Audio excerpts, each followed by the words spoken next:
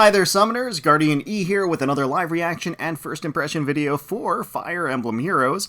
Tonight we are getting a new special hero trailer to reveal the next set of seasonals to drop in just a couple of days. Got the silhouettes pulled up here, so we are going to be getting brides, it seems. It is the season for some wedding ceremonies, and we've got on the right there some twin tails, maybe Sarah? I don't know.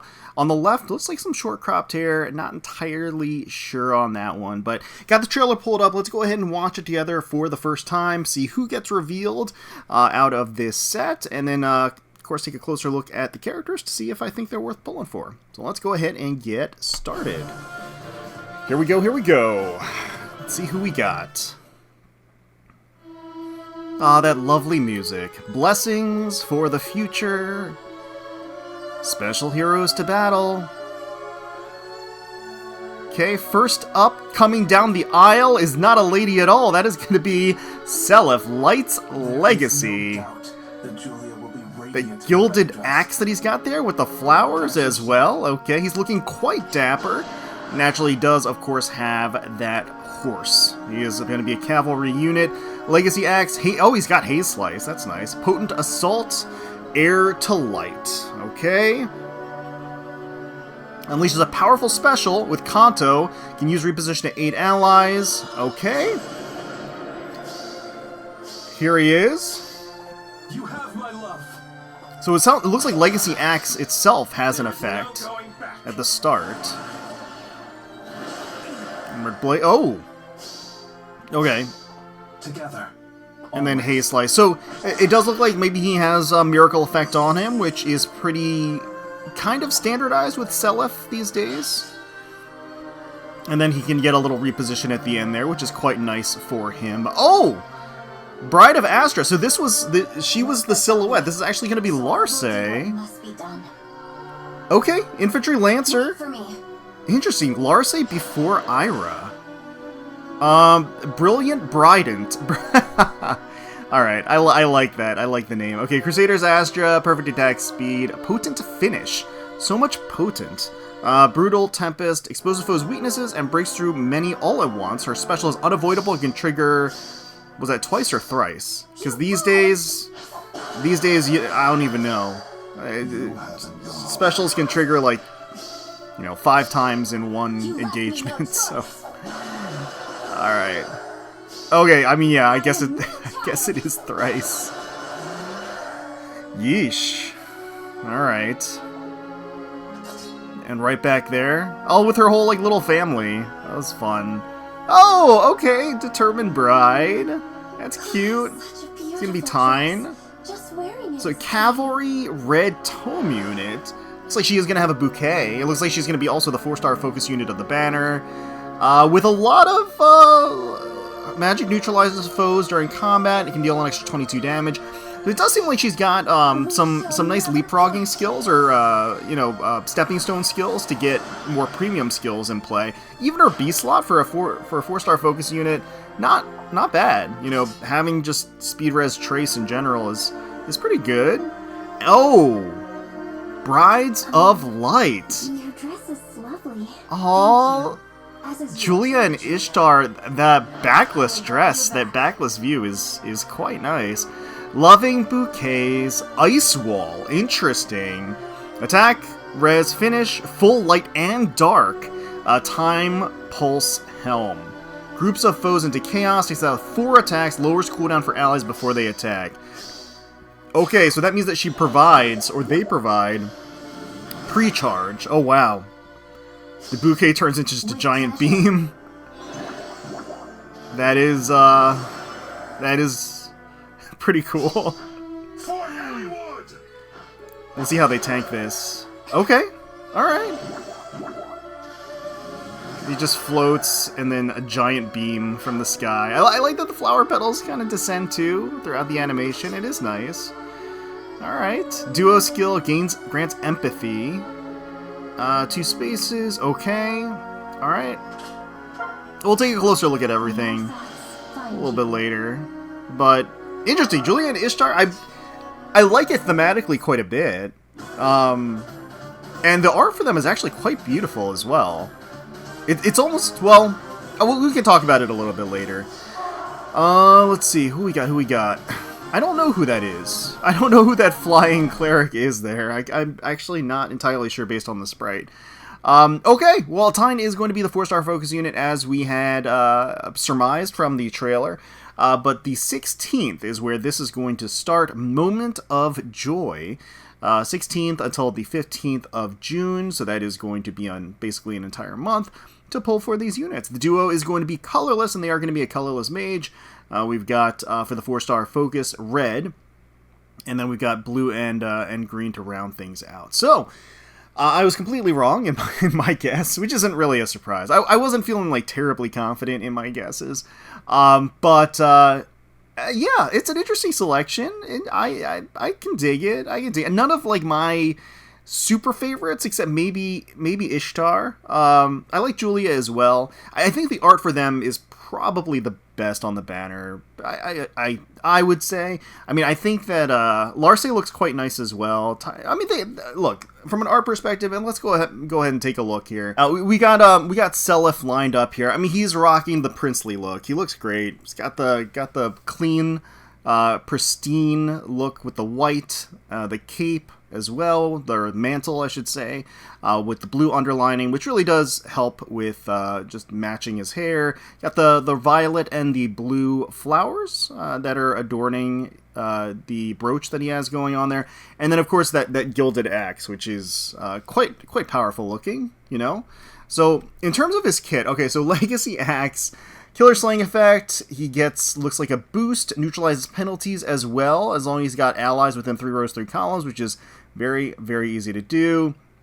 He's going to be centered around initiating combat or player phasing, which makes a lot of sense, because we did see that he has significant Kanto capability built in.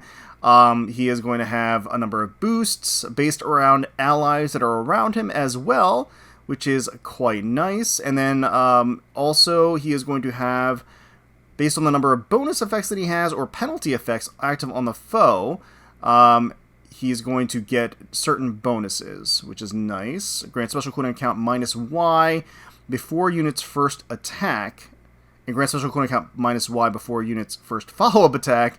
During combat, Y equals 50% of the number of spaces from start position to end position of whoever initiated combat, rounded down before first attack and up before follow-up attack. Alright, so he gets a pre-charge based on his movement, which feels silly a little bit. I mean, so because it's 50% of his movement rounded down, right?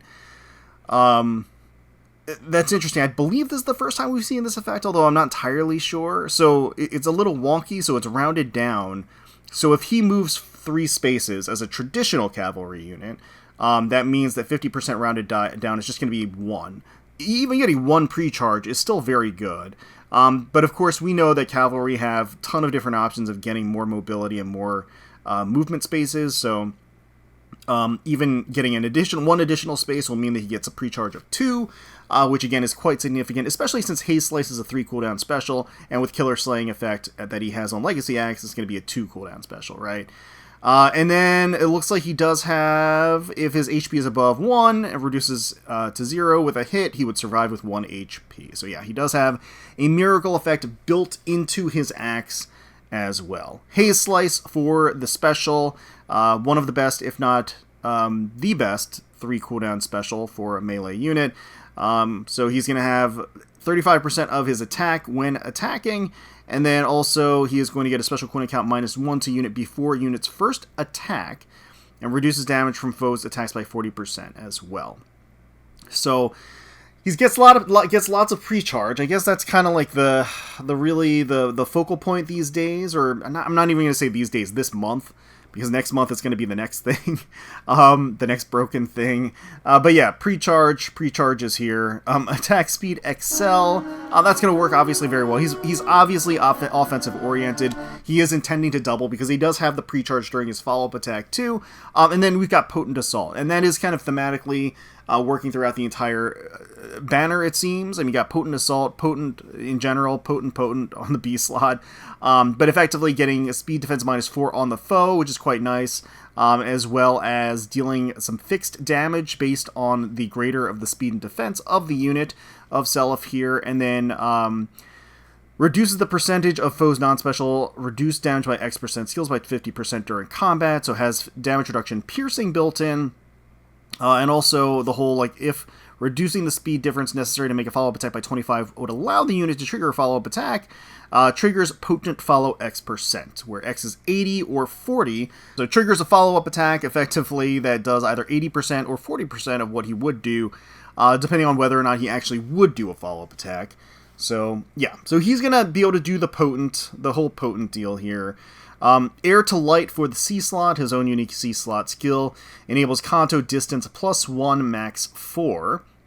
When Kanto triggers, enables him to do a reposition afterwards, right? And at start of turn, if unit is within 2 spaces of an ally, grants attack speed +6, null follow-up, and incited to unit and allies within 2 spaces of unit for 1 turn. Also grants unit can move 1 extra space to unit and sword, axe, lance, infantry, and flying allies within 2 spaces of unit for 1 turn. Does not stack. That is a significant buff. That is a significant buff to provide to all of those units an additional mobility. If unit initiates combat within 2 spaces of an ally, grants bonus to units attack and speed equal to the number of spaces of start position. So he also has Excel built in to his C slot skill as well, because why not? And then first attack reduces damage for foes first attack by 7 during combat, so he has also some true fixed damage reduction. Restore 7 HP to unit after combat. Okay, and also some health restoration, apparently. Health restoration is obviously going to be particularly painful from the perspective of him having Miracle. So because he's always going to have basically above 1 HP after combat. So basically I'm saying that the healing works very, very well with his kit, right? It synergizes with the rest of it. And he's going to hit super hard. He's going to hit super hard. I mean, he does have some sources of true damage as well. I mean, just so many stat buffs, so many different effects that increases his damage as a whole with his range. So much synergy with the actual mobility that he's got. Near allies, he's unbeatable, is what they're saying. So, well, I mean, a lot of his effects are focused around him having allies within 3 rows and 3 columns, but the reality is that's it's a very, very generous range, right? It's basically almost all of the map. So as long as he has allies, it says near allies, but as long as he has allies, he's really getting most of his buffs, right?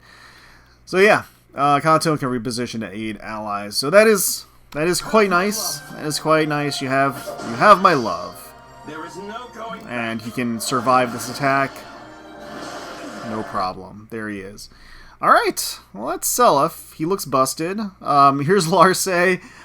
Infantry Lancer. Larcei's an interesting pick. Like I said, is she more popular than Ira? I'm not sure. I mean, I think probably with some audiences. I mean, I guess for me personally, I have... I don't know if I've completely forgiven Larcei for the whole... and this was years ago when I was pulling for Pirate Hinoka and Camilla, when I basically got +11 or +12 seasonal Larcei from that banner rather than getting dupes of the character that I actually wanted. That's not Larcei's fault. That's just RNG's fault. But hey, it's just bad memories. But she looks good here. It's a cute dress. I mean, thematically, I feel like it looks really nice. It's like trim, more youthful in general, slim fit, a little bit of thigh exposure, the shoulderless elements to it too. It's not like the traditional bride outfit. I think it works really well with her being a little bit spunkier. We got the headdress, the floral arrangement. I like the sash across the chest too.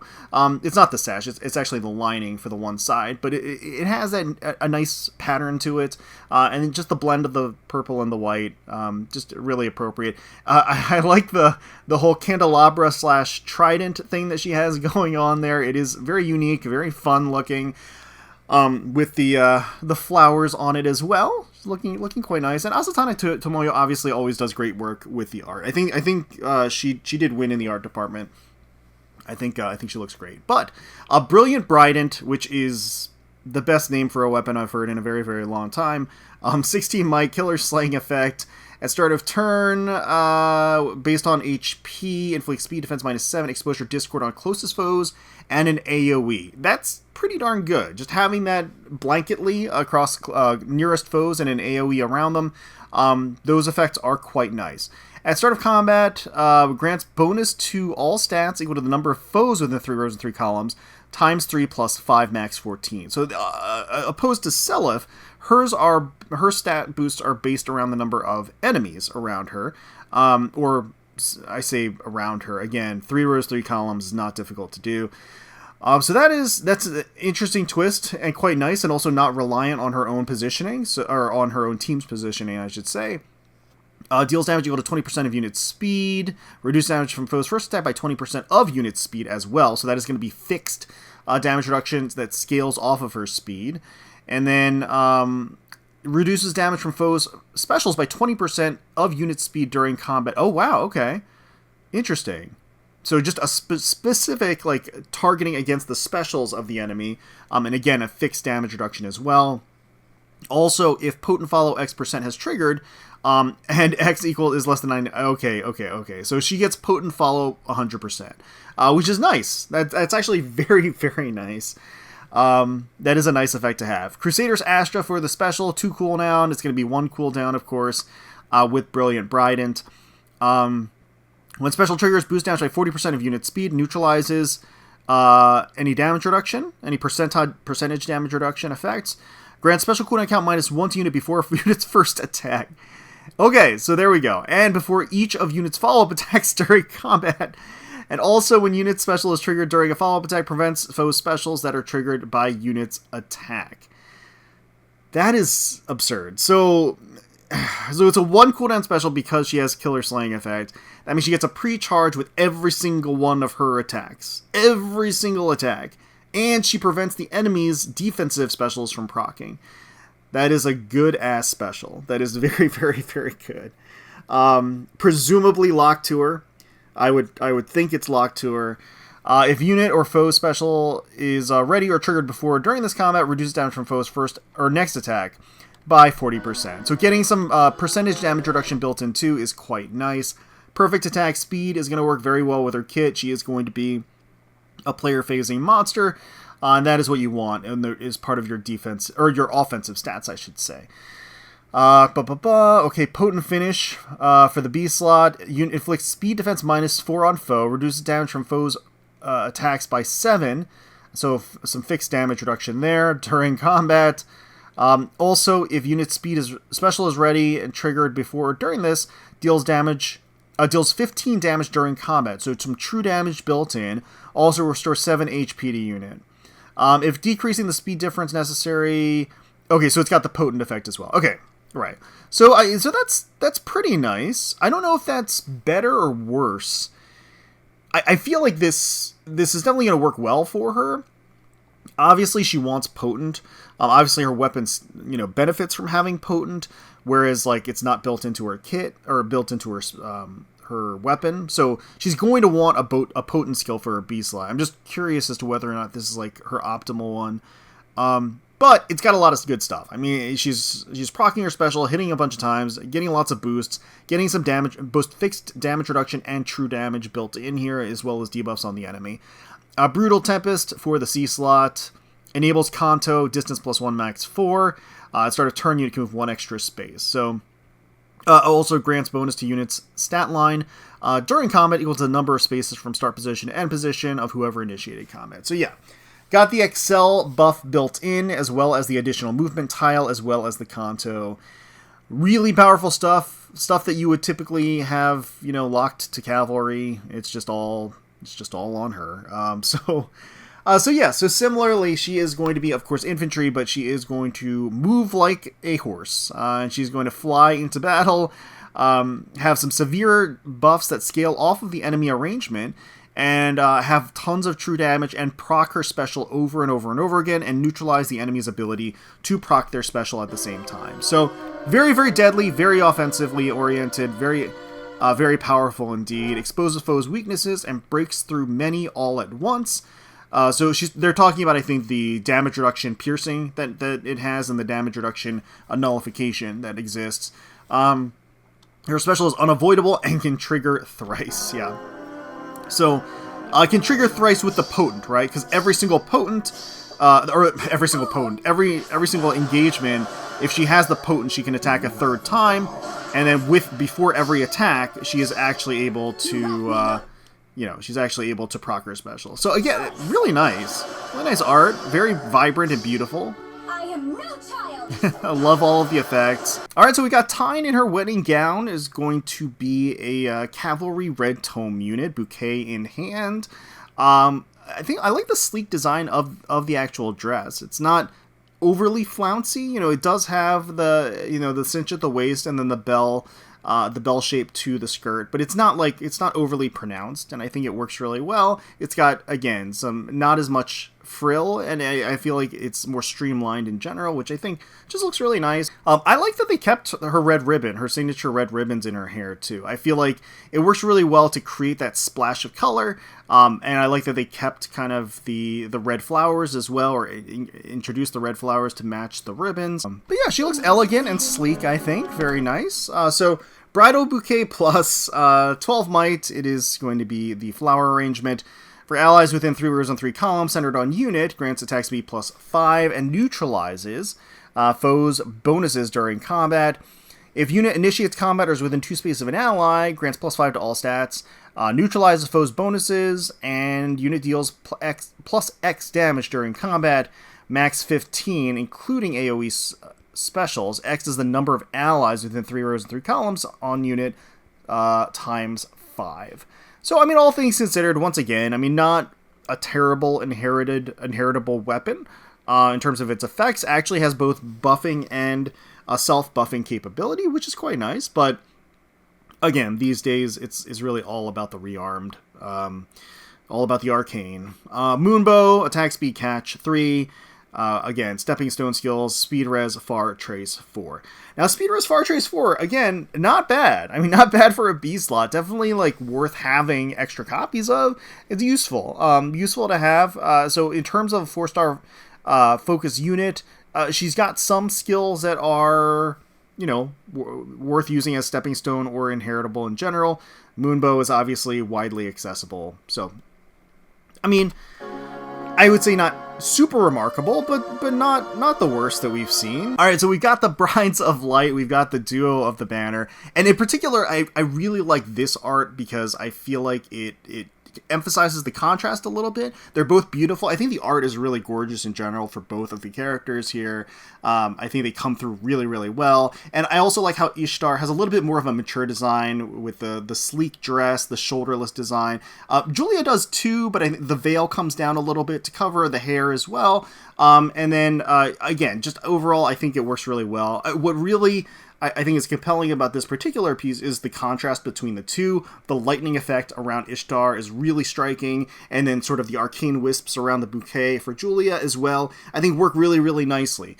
So I really, really like this art for the two of them together. This is lovely.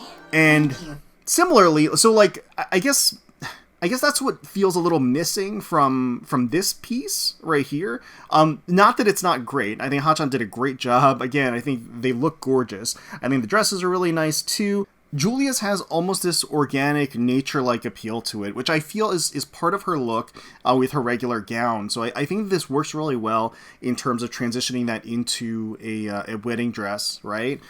Making it, fancying it up a little bit, all at the same time, giving it a little bit of some ruffles and color and everything else, the sash, the golden sash, and then the veil. Ishtar, very, very striking. Again, with the backless gown is very attractive. The shoulderless design, the high ponytail always looks really, really nice on her, but it is adorned with some flowers at the actual cuff portion. She's got her bouquet arrangement on the side as well.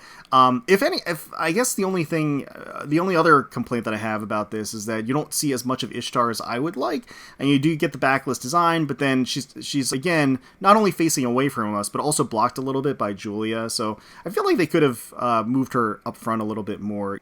And also adding a little bit more contrast, maybe, because again, that's what I really liked about the attacking art with the splash.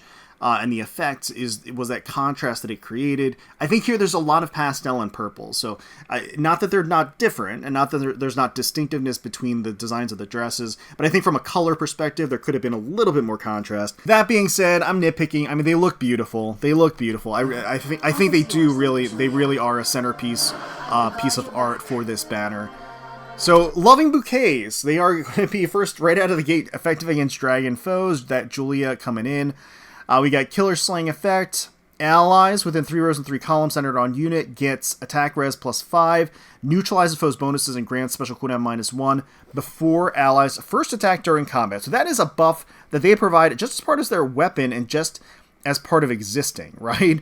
That is significant and very, very powerful to provide that pre-charge to any allies in 3 rows and 3 columns.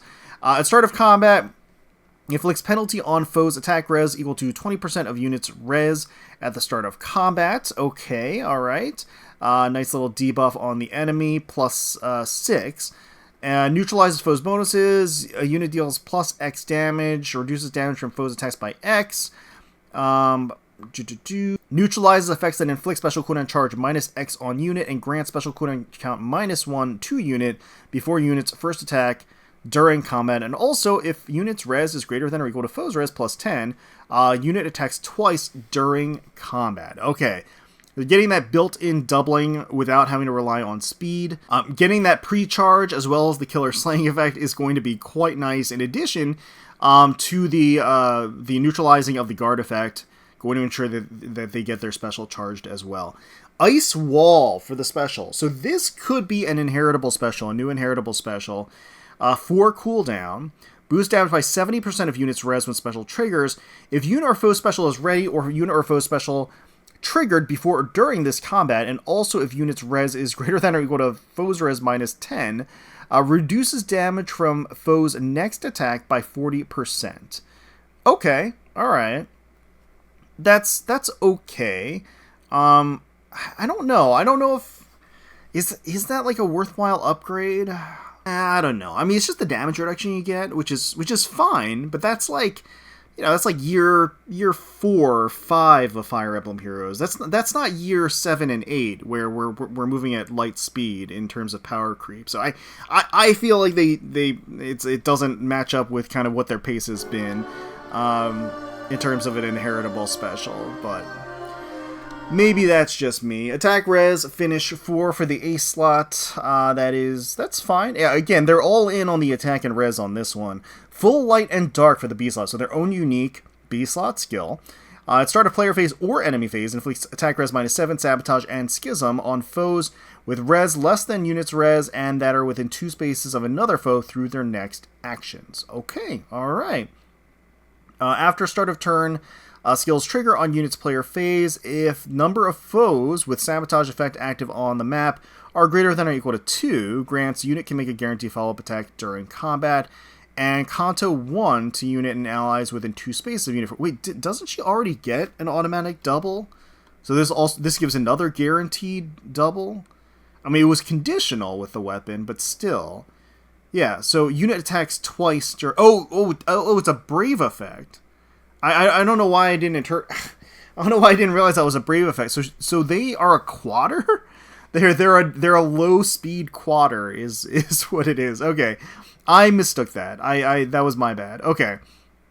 So they get a guaranteed follow-up attack as part of their B slot. Inflicts penalty on foes' attack and res equal to the number of foes with the sabotage effect active on the map, including target. Times 3 plus 5. Interesting. So they get a bonus that's, or rather they inflict a penalty, I should say. That's on the enemy based around the number of enemies that have a particular penalty that they bestow on the enemy. So that's kind of nice. That's kind of nice. Reduces damage from foes' attacks by 20% of units res. Okay. Reduces percentage of foes non-special. That is going to be damage reduction piercing, and also disables foes' effects that calculate the... Okay, so also disabling the adaptive damage, right? So countering dragons to some effect there. A Time Pulse Helm for the C slot. At start of turn, if unit's special cooldown count is at its max value, grant special cooldown count -1 to unit. Alright, so that is going to make her 4 cooldown special. a 3 cooldown special. Killer Slaying effect has a 2 cooldown special.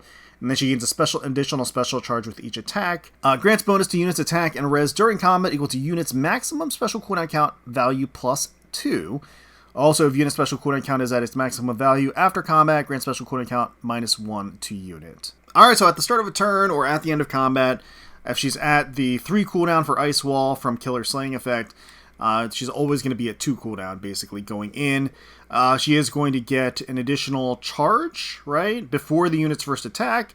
So that is going to be at 1. Alright, so a pretty stacked little kit here that they've got going for themselves.